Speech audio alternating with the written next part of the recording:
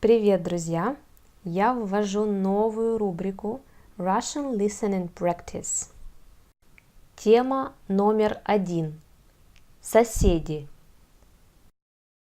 Как русские люди относятся к соседям? Какие взаимоотношения складываются между ними? Я считаю, что важно иметь хорошие отношения с соседями, всегда с ними здороваться и знать по именам. Мы никогда не знаем, что может случиться. Возможно, нам будет нужна какая-то помощь. Важно, чтобы рядом были люди, с которыми ты в хороших отношениях и которые смогут тебе помочь, если будет нужно. Какие черты характера должны быть у хорошего соседа? Я думаю, что очень важно быть вежливым.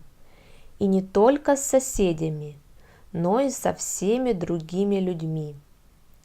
Это один из самых важных пунктов. Также, чтобы быть хорошим соседом, важно быть дружелюбным и терпеливым. Например, иногда ваши соседи могут делать ремонт, или у них может быть маленький ребенок, который часто громко плачет. Для вас это может создавать дискомфорт, но стоит проявить терпение. Когда-то и вы будете делать ремонт, или у вас будет много гостей. Тогда некомфортно будет уже вашим соседям. Как изменились взаимоотношения между соседями за последние 20 лет? Они ухудшились.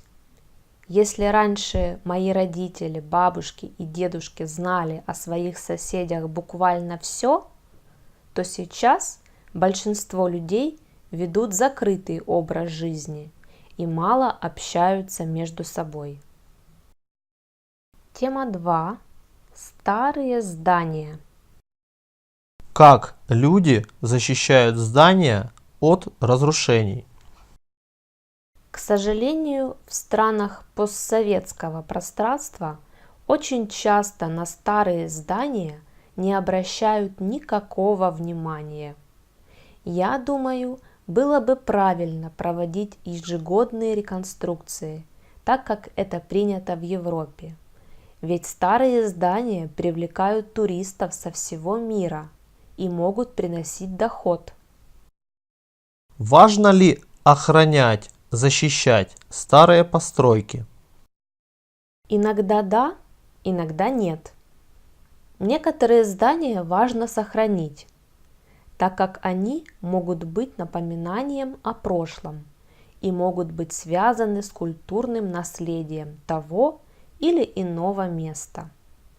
Но бывает и так, что строение уже в ужасном состоянии. Тогда лучше всего было бы его снести и построить новое, современное здание.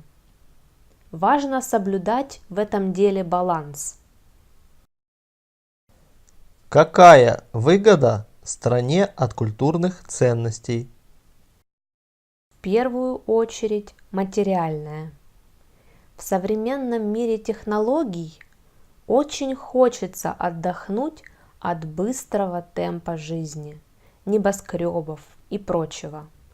Именно поэтому люди часто путешествуют в города и страны, которые известны своими историческими и культурными ценностями. Как ты считаешь, что случится со старыми зданиями в будущем? Я очень надеюсь, что мы сможем реставрировать их и привлекать еще больше туристов со всего мира. Если выбирать между новым и старым зданием, где бы ты хотела жить? Конечно, я хотела бы жить в новом доме.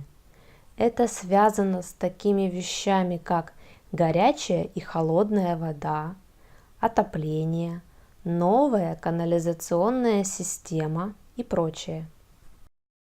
Как изменились здания сейчас по сравнению с постройками времен Советского Союза? Сейчас все новые здания имеют довольно интересный дизайн снаружи. Внутри квартиры не одинаковые, как это было раньше. А еще дома стали гораздо выше. Как думаешь, какие здания будут в будущем? Я думаю, в будущем все парки будут находиться на крышах домов, потому что в городах не будет хватать места для новых построек. Какие факторы важны людям при выборе места жительства?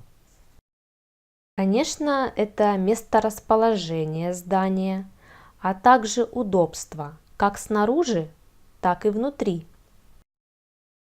Тема 3. Комнаты. Считаешь ли ты, что дети должны иметь свои собственные комнаты? Да, думаю, это правильно.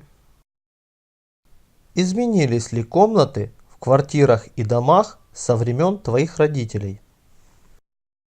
Да, изменились. Сейчас каждая квартира имеет свой собственный дизайн. В новых квартирах очень разнообразная планировка. Есть возможность выбрать то, что тебе подходит. Какими, по-твоему, будут комнаты в будущем?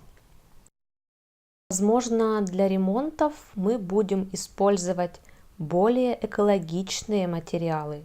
Мне бы этого очень хотелось. Тема 4. Места для отдыха.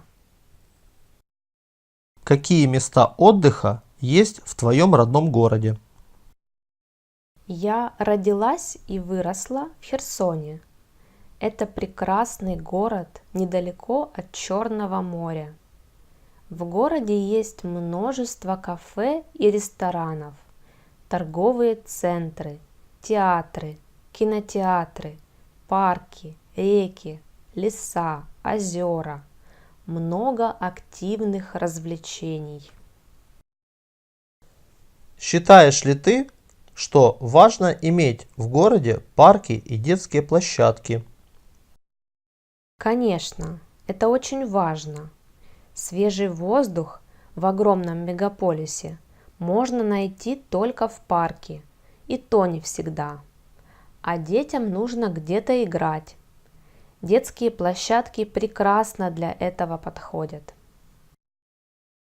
Как изменятся места для отдыха в будущем? Как я уже говорила, я думаю, что в будущем все места для отдыха будут на крышах многоэтажных домов.